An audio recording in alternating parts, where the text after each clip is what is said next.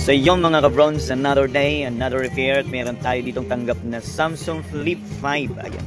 Problema niya, walang display itong pinaka big screen niya. Ayan. Pero minsan daw nagkakaroon pa to pag natutupi eh. Ayan. So kanina ko pa ginaganon, wala eh. So magka-try muna tayo ng flex dito.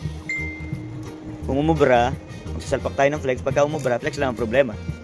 Kasi napakamahal ang LCD nito eh. Kaya sana flex lang yung naging problema para hindi naman mabigat sa bulsa. Ayan. So ito lang yung harap, yung likod lang yung nagdi-display. Sabi niya, yun daw yung unang naging problema. Pag natutupi, nawawala. Siguro natuluyan na lang. Huwag natin kalasin. Mag-test tayo ng bagong flex. Kasi common issue naman ito yung flex eh. Kaka open close. Ayan. Ayan, na-testing na natin. Nag-test muna tayo ng flex. Chinarge natin yung battery kasi tagal bago mag-open eh. Nasobrahan na sa drain. So, ayan, okay naman. Nagka-touch siya. Hindi nga lang natin alam passcode. Pero okay. So, pwede na natin siyang bakbakin pag ganito. Kasi na-confirm na natin na yung may problema is yung flex niya.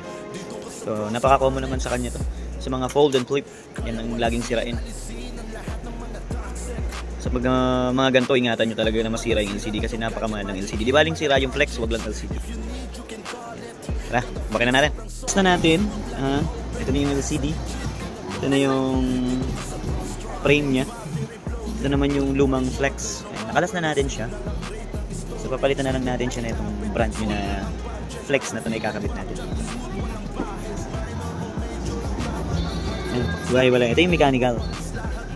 So pagka nagkakaproblema yung mechanical, nangyayari dyan, saan?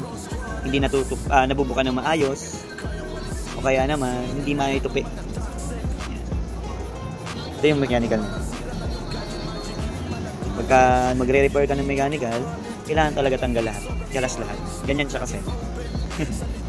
Kaya sa mga nagtatanong bakit ganun kamahal ang singil, eh hindi lang naman mabuka na maayos. Ito yung dahilan yan kung bakit. Kasi bago mo ma-repair yung mechanical, kailangan mo munang baklasin lahat. Ayan. Ganyan lang. Para matanggal mo lang kung mechanic. Ganyan siya kasi. So ayun, natapos na natin yung Pixel 5 ng client natin. Ganda na niya. Yan talaga siya. So ito yung pinalitan natin. Yung flex. So kahit tupi-tupi na natin yun. Ayun, na.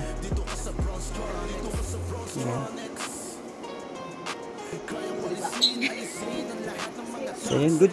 Malinis yan, malinis. Ayan. So pwede na ulit sirain. Basta flex lang, huwag yung LCD kasi madugo yung LCD. So, yan. Another done for today's video. Samsung Flip 5. Okay, bye bye.